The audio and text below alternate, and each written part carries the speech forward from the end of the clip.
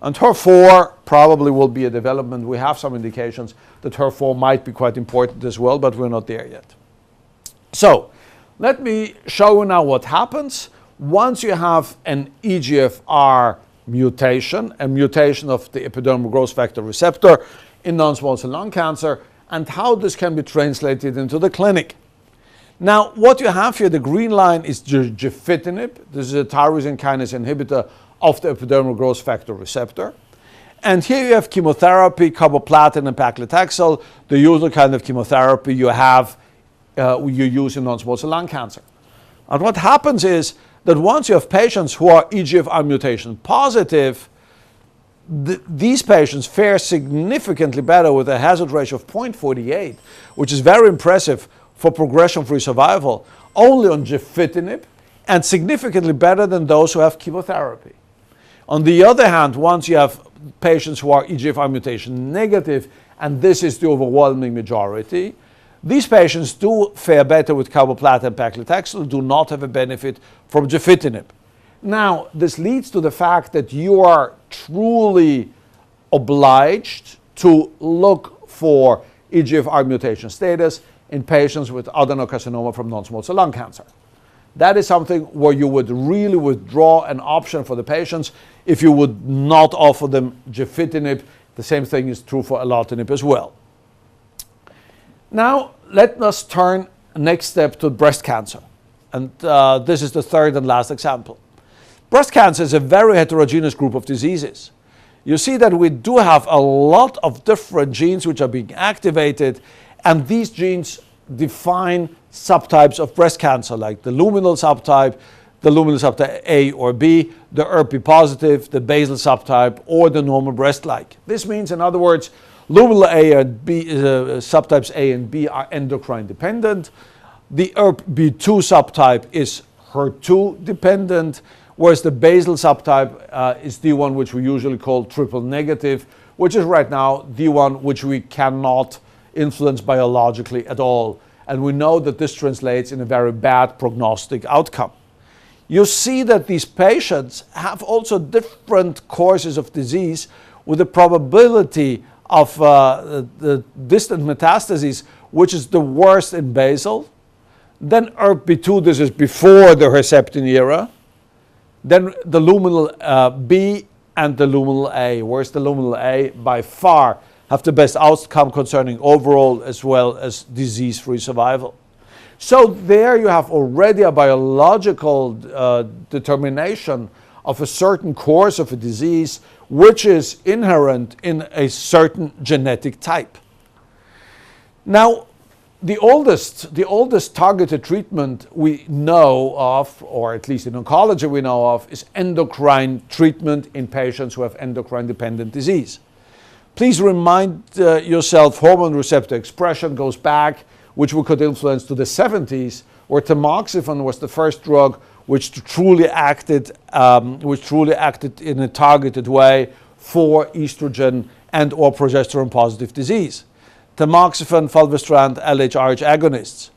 Of course, aromatase inhibitors have arrived here and are extremely important and are right now, as we all know, in postmenopausal women, significantly better concerning the protection of recurrence of disease than tamoxifen was.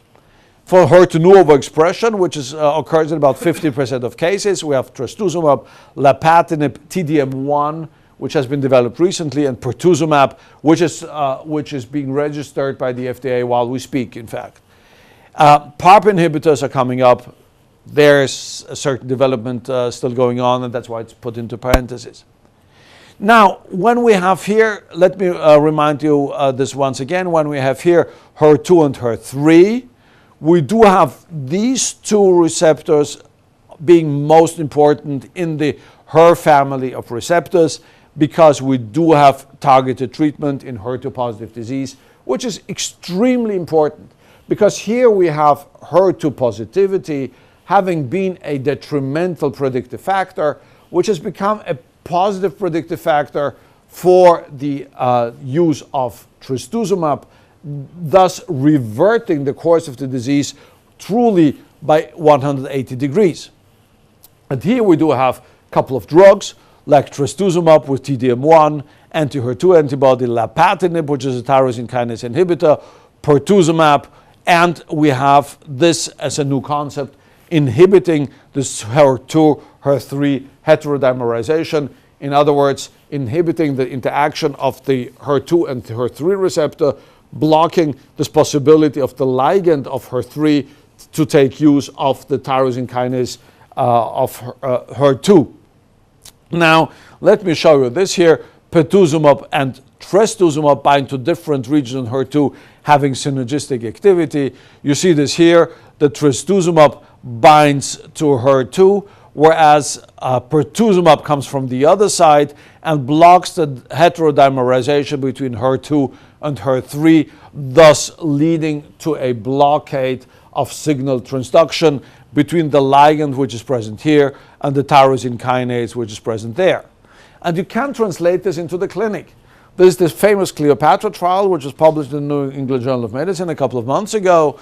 And you see this, that there is a phase 3 trial of docetaxel plus trastuzumab plus pertuzumab versus those without pertuzumab. And you see that in HER2 positive patients, there was a significant difference concerning overall survival when you use the 3 drugs as compared using the 2 drugs, showing that there's the circumventing mechanism of HER2, HER3 heterodimerization between HER2 and HER3, which could be blocked by the simultaneous use of pertuzumab. Now, one important aspect in personalized medicine is that it really does cross borders. It crosses anatomic borders. We do have tumors which are anatomically completely different, but still share the same kind of characteristics. That is something which was discovered very recently, and something where we do find new answers to old questions. Now, we do have these challenges to drug development because, of course, the question is whether, when you have a certain target, whether this can be translated once you use this for treatment into the efficacy of the same kind of target treatment, but at another site.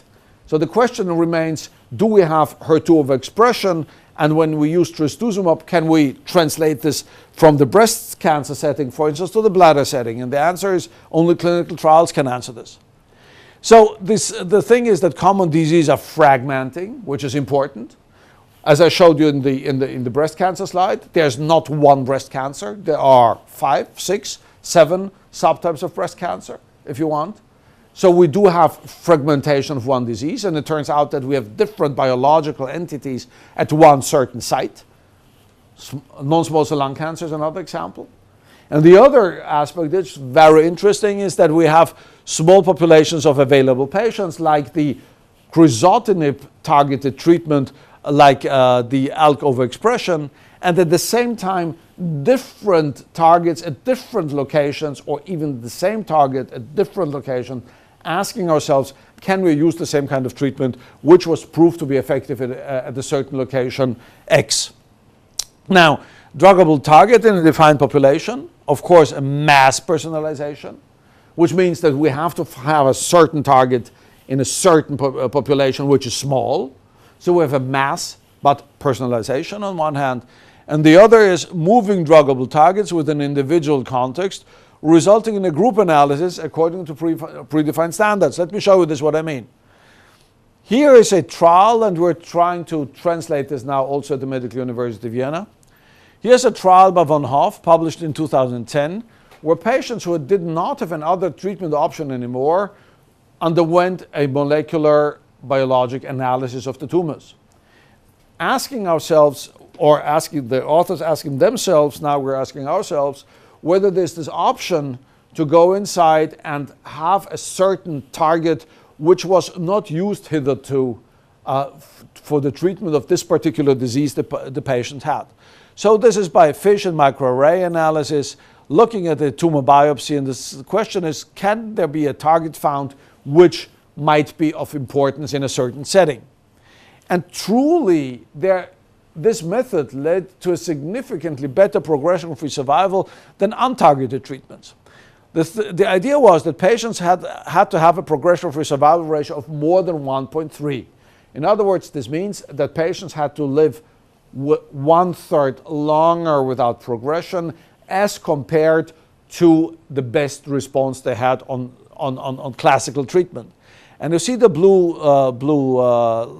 columns here, progression-free survival of the best kind of treatment with targeted treatment versus the yellow columns showing the treatment outcome with conventional treatment, which would be given to these patients. So you do see that we have, once we look at certain targets, we have very impressive treatment outcomes in a series of patients.